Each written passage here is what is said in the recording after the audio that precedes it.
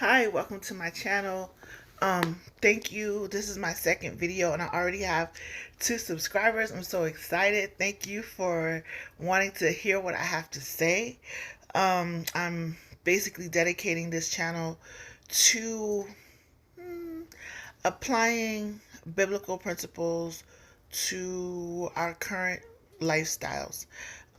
Because I think that in our modern society, a lot of people have lost touch with the blueprint of a safe lifestyle. In today's talk, I want to talk about why a lot of people, especially those of us who were brought up in the church, decide by a certain age that Christianity is not for them, or following Bible principles is a waste of time. A lot of times, by the time a lot of us will reach adulthood or go through some difficulties in adulthood, we decide, as people who were raised as Christians, to flip the script, maybe go with someone else's religion, someone else's way of life, maybe adopt. We never really took the saving grace of Jesus Christ seriously in the first place.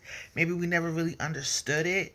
So it's easy to meet someone who is of a different faith and then take on their faith, or drop faith altogether and adopt atheism or agnosticism or something like that.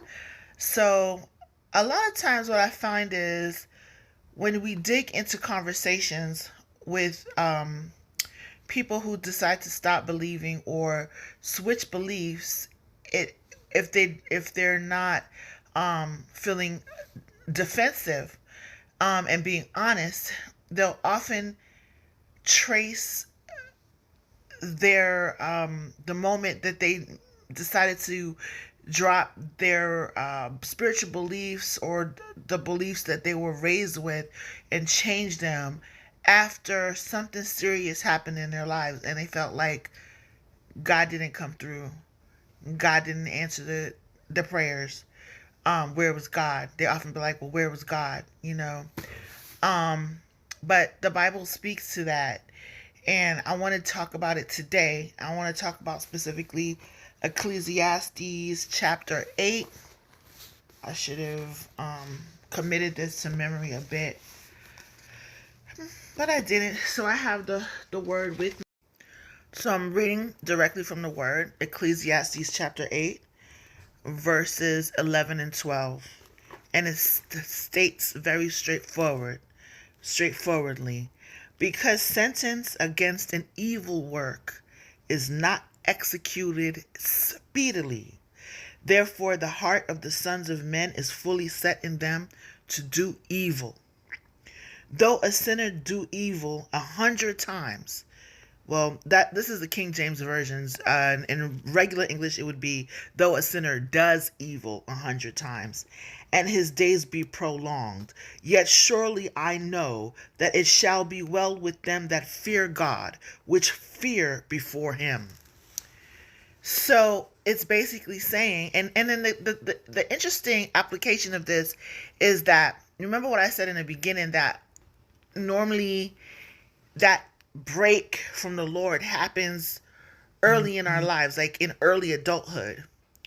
And it goes with the scripture, because the first phrase says, because sentence against an evil work is not executed speedily. When we're young, that's what we're looking for. We're looking for results. We're looking for instant, because we don't have a huge frame of reference. We don't have time. We haven't had enough time to see just how long certain things take, especially how long God can take. God can God can take generations to execute his plan. We might not even see it right now. We might not see the plan of the Almighty until our grandchildren come in to view. So if you are looking for instant gratification from God, then it's good. It makes sense. You get frustrated, and you're like, you know what, God doesn't exist, um, or he's he doesn't hear me. He doesn't pay me any mind. I'm too small, or I'm just one person, or my needs don't matter to God. I don't say He doesn't exist, but I'm gonna just do me because I had this real serious issue going on in my life, and He didn't hear. He didn't hear me. He didn't care. I was in pain. I was being abused. Horrible things happened to me. I didn't have my parents around. You know, just, I'm an empath. So just thinking about some of the horrible things. Yeah, just thinking about some of the horrible things I've seen other people experience wants to bring me to tears. Um, but as we dive into the word, I can't cover everything in one video. I'm dedicating each video to a topic, so I can't dive into everything right now. But what I've seen a lot of people go through, especially in their young years, has been really, really heartbreaking. Because it was out of their hands, and we can't say that it was necessarily their fault either, because they were too young for it to be their fault. They weren't even old enough to be committing sins. You know what I mean? Like, yeah, you tell a lie here and there, but I'm talking about, really detrimental things that strike up the wrath of the Almighty. But their parents did, and their grandparents did. And unfortunately, we suffer for what our foreparents did. But I want to dive more. I want to read more into the first part of this chapter, which gives us a pretty good idea as to why God doesn't act as fast as we want Him to act. Okay, so now before I begin reading straight from the Word, let's keep in mind how vast God is, that God is timeless, that God executes His work based on a schedule that we know nothing about, based on knowledge that we cannot attain to. And we have to always have respect for that omnipresence and omniscience of the Almighty. So starting with verse 6 of chapter 8, it says, "Because to every purpose there is time, and there is judgment. Therefore the misery of man is great upon him." We cannot run away from misery. Misery is what makes up our lives, whether in the early part of our lives or in the latter. But we're not going to skip over misery, because the time and judgment of God is not on our time scale. If we're lucky, we're here 80, 90 years. God is timeless. So when He chooses to execute judgment, we can say, wow, look at all my years being eaten up like a moth, living in misery. And God's like, your 90 years, that's 9 seconds for me. Just chill. I got you. Have faith. It goes on to say, "For He knows not that which shall be. For who can tell Him when it shall be?" That's talking about us as people. We don't know when things are going to happen. And who can tell us? That's something we have to accept. There is no man that has power over the spirit to retain the spirit. That means we can't keep ourselves alive. We don't have power over the spirits in our body to stay alive. Neither hath He power in the day of death. When it's time for us to go, we got to go. Period. And there is no discharge in that war. Neither shall wickedness deliver those that are given to it. So you can walk the righteous and narrow path, and trust in the favor of Almighty God and the afterlife with the King.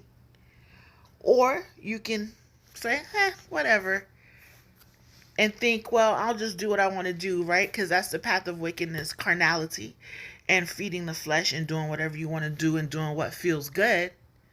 But that's not going to save you either. All this have I seen and applied my heart unto every work that is done under the sun. There is a time wherein there is a time wherein one man rules over another to his own hurt. Here, to his own hurt.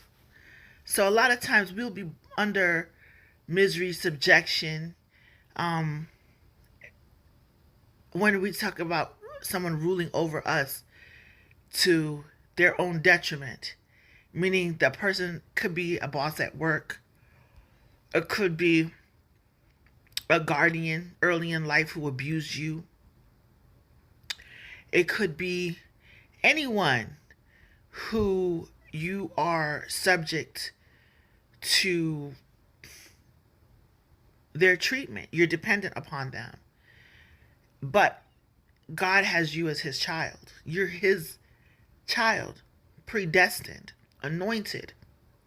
And this particular human being who has no control over his own life or death is subjecting you to pain.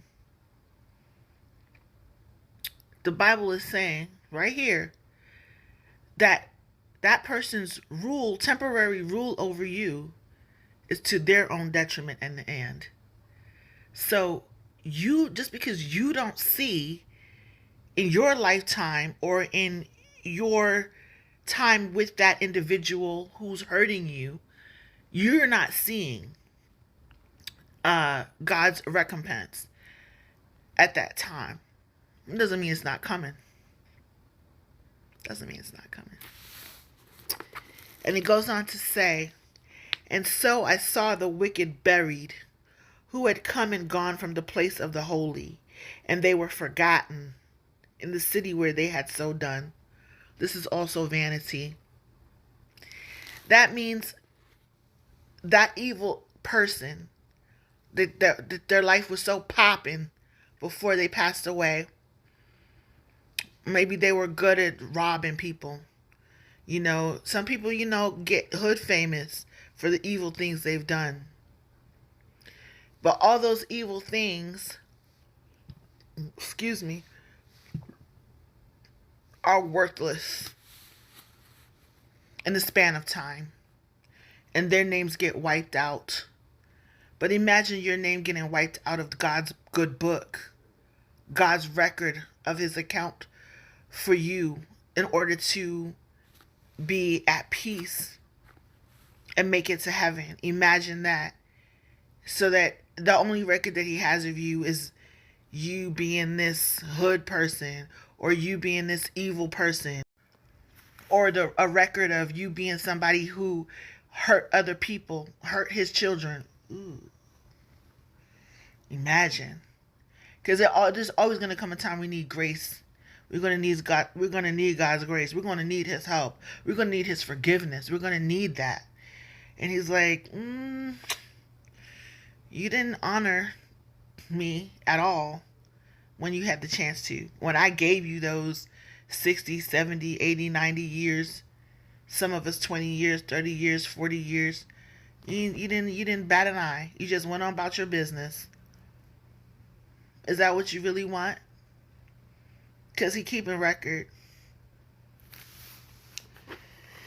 Anyway, it goes on to say, and now we get back to verse 11. Because sentence against an evil work is not executed speedily, therefore the heart of the sons of men is fully set in them to do evil. Though a sinner, but remember that though a sinner does evil 100 times, and his days be prolonged. You know how they say the good die young, but the evil people just be here? That's what that's saying. Yet surely I know that it shall be well with those that fear God, which fear before him. Verse 13, but it shall not be well with the wicked, neither shall he prolong his days, which are as a shadow, because he feareth not before God. And that's what I wanted to share. So don't despair just because you don't see vengeance, you don't see your retribution for the evil things that happened to you that were out of your hands. God's not sleeping. He just moves different. Keep the faith. Love you. God bless you.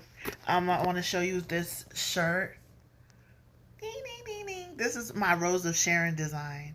I actually have it on my site right now, but